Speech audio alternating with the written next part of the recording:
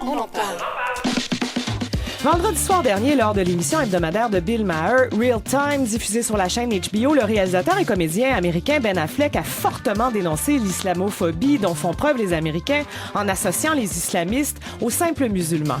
Or, en France, où vivent 5 millions de musulmans, on peut observer le même genre de préjugés, pays où une islamophobie grandissante menace carrément la paix sociale. C'est ce que dénonce le journaliste Edwy Plenel dans son livre Pour les musulmans, longtemps directeur de l'information au journal Le Monde. Edwy Plenel est cofondateur de Mediapart, un journal en ligne créé en 2008. Nous le joignons à l'instant dans notre studio de Paris. Bonsoir Edwy Plenel. Bonsoir. Alors Edwy, vous racontez au départ de votre livre que l'intention de l'écrire vous est venue en juin 2014, tout récemment en fait, alors que le philosophe français Alain Finkielkraut a fait la déclaration suivante sur les ondes de France Inter. Il y a un problème de l'islam en France. Qu'est-ce qu'il voulait dire exactement à votre avis? Il voulait dire ce qu'il a dit juste après. C'est un souci de civilisation que nous ne pouvons pas laisser à l'extrême droite, au Front National. C'est-à-dire, en clair, de manière doucereuse, bienséante, propre sur lui. Il disait que derrière ce mot « islam », où il regroupait toute une humanité fort diverse en l'essentialisant, il disait qu'il y avait notre civilisation qui était attaquée, qui était en péril, dont il fallait se soucier. En clair, il disait tout simplement aux musulmans de France, d'origine, de culture, de croyance, qu'ils n'étaient pas chez eux. C'est contre cette xénophobie, cette islamophobie, ce racisme bienséant, intellectuel, politique, médiatique, que mon livre s'insurge. Ouais, le titre fait référence d'ailleurs à Pour les Juifs, texte d'Émile Zola paru dans le Figaro en 1896, soit 2 ans avant son fameux J'accuse, là où il prend la défense d'Alfred Dreyfus, le fameux militaire juif faussement accusé de corruption, preuve d'un antisémitisme rampant à l'époque. Or, là, vous écrivez qu'aujourd'hui, le musulman a remplacé le juif dans le rôle de l'ennemi intérieur, pour reprendre les propos exacts du ministre actuel, Manuel Valls. Pourquoi on a remplacé le juif par le musulman, à votre avis? Parce que tous les temps de crise, tous les temps de transition, tous les temps de doute, de peur, la stratégie des dominants, des oligarchies qui elles-mêmes ont peur de l'avenir, ont peur de l'inconnu, ont peur de perdre leur pouvoir, leur richesse, eh bien leur stratégie, c'est de mettre les pauvres en bataille les uns contre les autres. Et cette stratégie, c'est bien cela que fut l'histoire de l'antisémitisme moderne qui a ravagé l'Europe, c'est de construire arbitrairement un bouc émissaire principal. Et en construisant ce bouc émissaire principal, qui change selon les époques, en fait, ce sont, et je crois qu'au Québec, on peut très bien entendre ça, ce sont toutes les minorités qui sont atteintes. Derrière l'islamophobe, il y a potentiellement l'antisémite, il y a le négrophobe, il y a l'homophobe, il y a le sexiste. Dans notre paysage public en France, et cela me désole, il y a quelqu'un qui a pignon médiatique sur rue, alors qu'il n'est pas quelqu'un qui aurait un savoir concret, c'est juste un publiciste, il s'appelle Éric Zemmour, il a construit sa notoriété par cette stigmatisation de l'islam, des musulmans, mais il suffit de l'entendre, il en a autant contre les homosexuels, contre les femmes, contre les noirs. Il va même aujourd'hui inventer, il faut se pincer pour l'entendre, que c'est le maréchal Pétain, l'homme de la collaboration, qui a sauvé les Juifs en France. C'était sur la chaîne de télévision public principal, c'est ce week-end dernier. Ben oui, on l'a vu s'opposer à Anne Dorval, Edwy Plenel, le week-end dernier. Anne Dorval, l'actrice formidable de chez nous. Bien sûr. Elle était stupéfaite comme moi je le suis. Donc moi j'ai voulu, vous savez, quand les minoritaires, quelles que soient ces minorités, entendent cela, cette violence symbolique qui vient d'en haut et qui est une façon de nous habituer à une violence peut-être beaucoup plus grave, à l'indifférence, au silence. Moi, j'ai voulu casser cela. J'ai voulu tendre la main. J'ai voulu briser ce silence qui les entoure. Parce que c'est insupportable. Et c'est insupportable. Et c'est là l'écho avec Émile Zola. Vous savez, Émile Zola, quand il écrit cet article pour les Juifs, ce n'est pas du tout un homme engagé. C'est un homme installé. Il est président de la Société des gens de lettres. Il est officier de la Légion d'honneur. Il est riche dans les Rougon-Macquart. tard, l'Assommoir l'a rendu très fortuné. Oui. Et il n'est pas engagé sur la cause du capitaine Dreyfus encore. Ce crime d'État, ce montage nourri par l'antisémitisme sur fond de détestation franco-allemande qui va, on le sait, ensuite ravager l'Europe. Et simplement, ce n'est pas la radio, ce n'est pas la télévision, ça n'existait pas à l'époque. Dans les cercles mondains parisiens, il entend à propos des Juifs les mêmes banalités de préjugés, de discrimination, d'essentialisation que nous entendons aujourd'hui dans nos médias à propos des musulmans. Oui. Et donc tout d'un coup, il dit « mais c'est une monstruosité, ce n'est pas possible ». Il dit même, et c'est une phrase qu'il faut entendre dans nos moments actuels, il dit même « à force d'agiter un épouvantail, on finit par créer nos monstres ».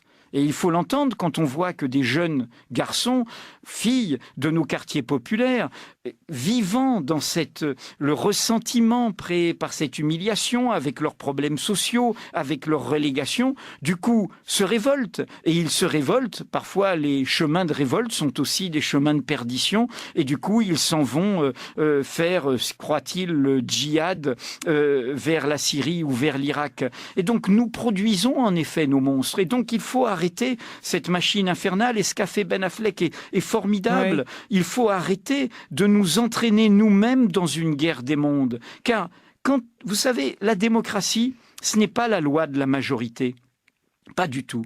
C'est le souci des minorités. Et c'est les minorités qui font avancer. Car la majorité, elle est installée, elle est confortable, elle est repue, elle ne veut pas, elle n'a rien à gagner, elle pense qu'elle a tout à perdre. Ce sont toujours les minorités ou les dominés. Les femmes ne sont pas la minorité, mais c'est les femmes qui ont été très profondément ces dernières décennies les agents de notre modernité. Ouais. Et donc, ce que je crois là est une alerte sur nous-mêmes. Mon livre ne dit pas ce qu'est être musulman, il y a 1000 façons de l'être. Mon livre, c'est un appel à ce que nous-mêmes, ici, en Europe ou en Amérique du Nord, nous ayons un sursaut par rapport à cela. Sinon, nous allons entrer dans une guerre sans fin qui sera une guerre de nos peuples contre une partie de nos peuples. C'est en train de se passer d'une certaine façon, Edwy Plenel, puisque les agissements d'un groupe comme l'État islamique est en quelque sorte un carburant d'une islamophobie rampante. Alors que les Français sont déjà engagés là, militairement contre l'État islamique et qu'ici au Canada, sachons-le, c'est aujourd'hui que nos députés doivent voter sur notre participation à cette coalition. Qu'est-ce que vous pensez, vous, de cette intervention militaire? Eh bien, moi, je voudrais dire à ceux qui nous écoutent qu'il faut, dans des moments comme cela, faire comme Spinoza, ni rire, ni pleurer, comprendre. Derrière tout crime, derrière ces mots qu'on agite de barbarie, il y a des causes. Et ce qui est la force d'une démocratie, c'est-à-dire un lieu de délibération collective, c'est d'essayer de comprendre les causes pour pouvoir agir. Frapper sur les effets sans avoir pensé les causes, c'est une impasse. Or, dans le cas de ce soi-disant État islamique, à l'idéologie totalitaire et qui n'est évidemment pas assimilable à l'islam dans sa globalité. Qu'y a-t-il? Il y a 30 ans d'erreur de nos pays, de ce que l'on appelle, entre guillemets, l'Occident dans cette région. Rappelez-vous, il y a 30 ans, la première guerre d'Irak, c'était le dictateur Saddam Hussein, armé par nous-mêmes, armes chimiques compris, crimes contre l'humanité compris donc. Les Kurdes s'en souviennent, contre l'Iran, car l'épouvantail, c'était la révolution iranienne. Ensuite, il a voulu être remboursé, l'accès à la mer. C'est le seul fois où il y a eu une résolution des Nations Unies, c'était dans le cas de l'invasion du Koweït. La troisième guerre, vous la connaissez, bâtie sur un mensonge d'État, devenu mensonge médiatique, c'est l'invasion d'un pays souverain par les États-Unis et leurs alliés.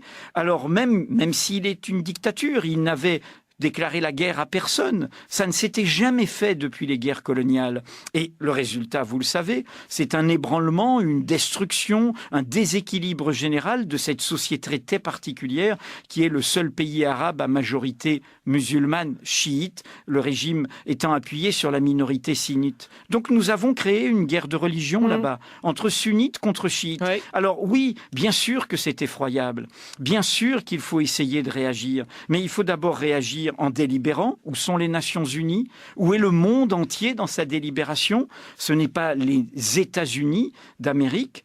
Vous savez, l'Amérique du Nord et l'Europe, c'est aujourd'hui 15% de la population du monde. Nous ne pouvons pas prétendre faire la loi du monde dans l'ignorance du reste du monde. Et puis enfin, il y a eu ces 4 vidéos sanguinaires et elles sont faites pour nous faire tomber dans le piège. Oui, vous faites référence aux décapitations. Les égorgements, c'est effroyable, c'est gore, c'est fait exactement pour provoquer ce que ça a provoqué. Mais quand même, ayons une lucidité. Une université américaine, l'an dernier, je crois, du Wisconsin, avait fait le calcul. De 2003, intervention américaine, à 2011, en Irak. Combien de morts, combien de corps éventrés, de têtes décapitées et ainsi de suite. 500 000, 500 000. À l'échelle de l'Irak, c'est comme si la France, d'où je parle aujourd'hui, avait ces 10 dernières années perdu 1 million de personnes.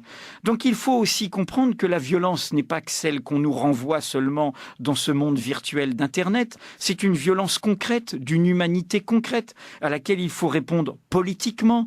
Et ce ne sont pas simplement des drones aveugles, ne voyant pas où ils frappent, avec leurs dommages collatéraux, qui vont suffire à résoudre tout cela. Et nous ne pouvons pas le faire sans débattre avec l'Iran, avec la Turquie, avec le Brésil, avec l'Inde, avec l'Afrique du Sud, avec ces autres grandes nations du monde qui se sont invitées depuis 50 ans au banquet du monde. Ouais, vous imputez cette peur des musulmans qui est très présente en France, mais qui est aussi présente au Québec d'une autre façon, à une dérive politique qui s'est amorcée sous le règne de Sarkozy, qui était ministre de l'Intérieur en 2005. Or, l'an dernier, Edwy Plenel, je sais que vous êtes un peu au courant de la situation, il y a le Parti québécois qui a tenté de faire passer une loi sur la Charte des valeurs, où l'une des mesures était l'interdiction du port des signes ostentatoires pour le personnel de l'État, c'est-à-dire le voile, en somme. À quoi servent ce genre de manœuvres? Parce que vous parlez beaucoup de ce genre de manœuvres comme un effet de divertissement, pour ne pas parler des vraies questions sociales et politiques. Bien sûr, c'est islamiser la question sociale pour dissoudre le peuple, car de quoi parle-t-on? De gens qui travaillent dans les usines, dans les entreprises de bâtiments, sur les routes. J'ai été désolé de voir que une formation qui est très liée à l'histoire justement d'honneur et de défense au sein du Canada de la minorité francophone, de la minorité d'histoire française, cède elle-même justement à cette guerre des identités contre d'autres minoritaires et ne comprennent pas que cela n'a rien à voir avec la laïcité, ce qu'ils défendaient là. C'est un laïcisme sectaire qui est à la laïcité ce que l'intégrisme est aux religions. Car qu'est-ce que c'est que la laïcité originelle dans l'histoire républicaine française en 1905 ? C'était quoi ? C'était sortir du face-à-face entre une république anticléricale qui bouffait du curé, et de manière sectaire, et de l'autre côté, une religion catholique sûre d'elle et dominatrice qui pensait qu'elle était la seule, la fille aînée de l'Église, comme on disait en France.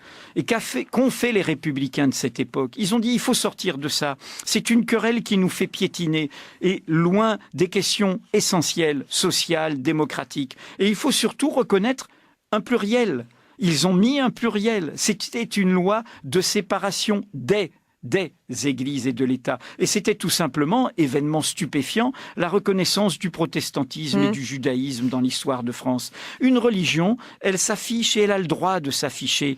Comment un peuple opprimé, un peuple travailleur, il vient avec ses croyances, le soupir de la créature sans espoir. Eh bien, on va lui enlever ce peu de transcendance. Non, moi, ce qui m'importe, c'est ce que nous faisons ensemble. Ce sont nos luttes, ce sont nos combats. Ce n'est pas ce que nous croyons séparément. Et un foulard, une viande halal, une mosquée, un lieu de prière, l'affirmation d'une croyance, c'est pas ça qui me menace. Des idéologies religieuses peuvent être combattues, oui, mais la pratique d'une croyance, c'est ce qui appartient à chacun. Et en revanche, c'est dans la cité commune que l'on peut inventer le chemin de la laïcisation. La loi de laïcité en France, vous savez, elle a créé, et le Québec a vécu ces soubresauts au retour, c'est le christianisme social. Contre l'Église et sa hiérarchie conservatrice, des chrétiens ont dit, mais oui, finalement, il y a une cité commune, mais ils y ont été en chrétien. La jeunesse ouvrière chrétienne, la jeunesse étudiante chrétienne, le mouvement Le Sillon de Marc Sangnier, ça a donné des chrétiens comme témoignage chrétien témoignage chrétien mettait le mot chrétien et le met toujours. Il ne le mettait pas, il ne le cachait pas, qu'il ne cachait pas son foulard chrétien. Et en revanche, ils étaient parmi les premiers résistants contre le nazisme, parmi les soutiens à l'indépendance algérienne. Moi, je revendique ici, comme pour vous là-bas, que nos compatriotes musulmans puissent avoir le droit, comme nos compatriotes juifs, protestants, catholiques, d'être québécois, canadiens, français et musulmans, pas l'un sans l'autre, pas l'un contre l'autre, pas l'un au-dessus de l'autre, car c'est ça l'avenir du monde, c'est ce tout-monde de la relation où nous vivons l'universalisation de valeurs démocratiques communes dans la pluralité de nos appartenances. C'est ça le chemin d'une société d'individus et c'est vraiment cela que les tenants des identités fermées veulent nous empêcher. Et c'est l'essence de votre livre, hein, pour les musulmans, donc est publié aux éditions La Découverte. Et le livre est disponible au Canada seulement à compter du 21 octobre. Il est à lire, hein. Edwy Plenel, merci. Et bonne fin de soirée à Paris. Merci beaucoup.